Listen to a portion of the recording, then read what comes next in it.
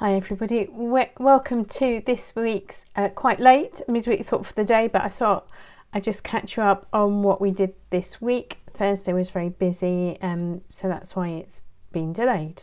But we're continuing to look at Jesus in his last week of his ministry using the book called The Longest Week, written by Nick Page, which we're kind of reading to resource what we're saying.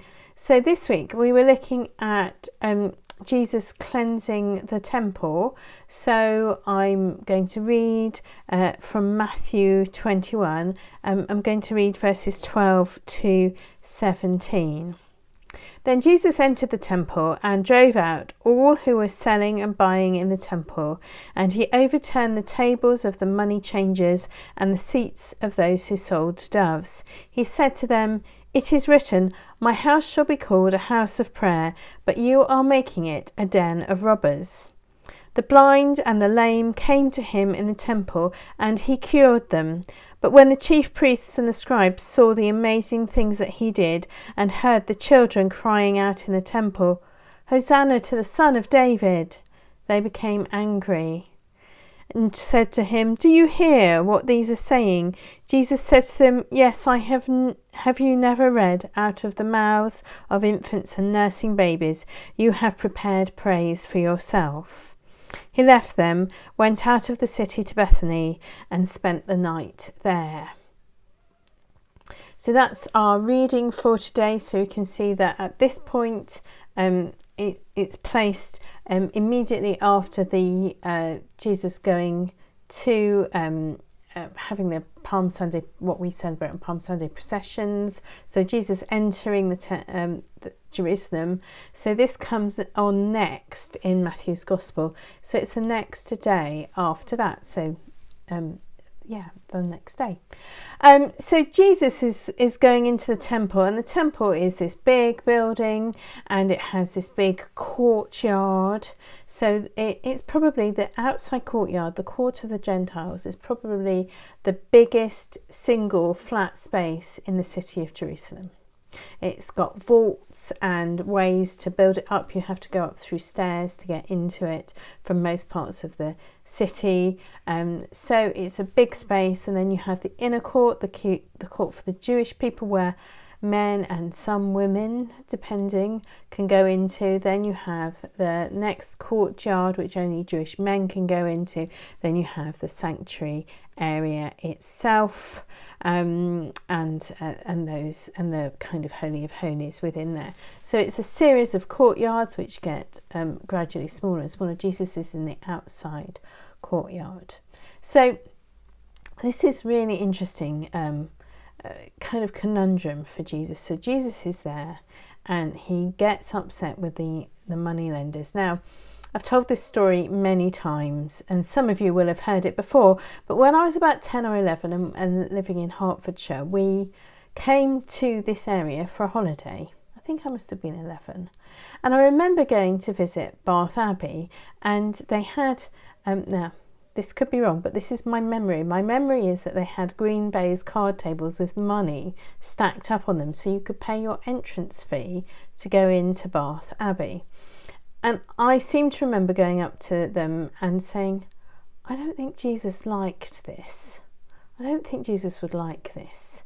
This kind of charging to go into a church building, which is one of the reasons why I am not rector of Bath Abbey, because it is a big thing to run, and there is always this kind of tension between something which has to be a big institution, where if people want to have a big building, a big place in which worship can happen, then they also have to be prepared to support it.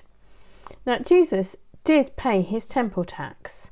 Some of you will remember the miraculous story where they're going, "Oh, Jesus, are we going to pay our temple tax?" And Jesus sends someone to fish, and the fish that they catch has one of these, a Tyrian shekel, in its mouth, a coin. It's a bottom feeder fish, so it must have scooped it up, has this coin in its mouth, which is enough for 2 people. So Jesus pays his temple tax. They go and they pay it. So he kind of acknowledges that that's an issue. But what he is quite unhappy about is that people who are running it as a business, people who are making a lot of money.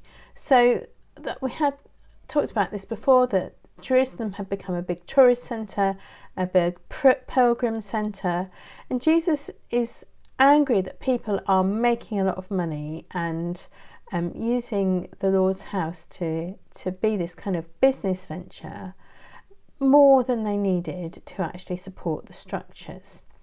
Interestingly, the kind of Tyrian shekel it becomes the coin in which you want to pay the temple tax, and you might have thought that was that's because it doesn't have the Caesar on it as who claims to be a god. No, but it does have a pagan deity on it. It has more silver content. That's why the people running the temple wanted a Tyrian shekel as opposed to any other shekel, because it had the most silver. So people were changing money so people could buy their coins with which to pay the temple tax. People were also buying animals for sacrifices. It's a very difficult thing, and it's a dilemma for Jesus. Jesus at this point does not actually completely clear the temple, and he does say that he does pay the temple tax and he encourages people to give money, but it shouldn't be a business.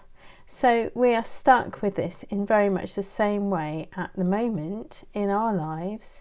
If we want to have buildings or organisations to support our worship and what we do, how to encourage and build up our faith, if we have those institutions and organisations, we have to be able to fund them.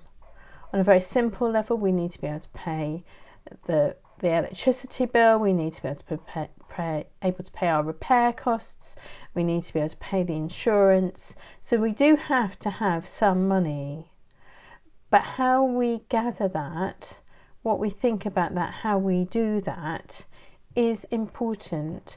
We need to think about what that is, how ethical the things that we're doing are, and whether we're doing them to run a successful business or really to support the work of the church as a whole, the church as the people, and support the building. Attention for Jesus and attention for us now. Jesus does not have a simple answer for this. So this is where we sit. Jesus is very angry about people who are using this to make a buck for themselves, but he acknowledges that we do need to have money involved when we're supporting our church buildings and structures, our religious buildings that we want to have where we can gather for worship. Still a conundrum for us now. So next week we'll carry on with the journey, and I'll see you all soon. Bye.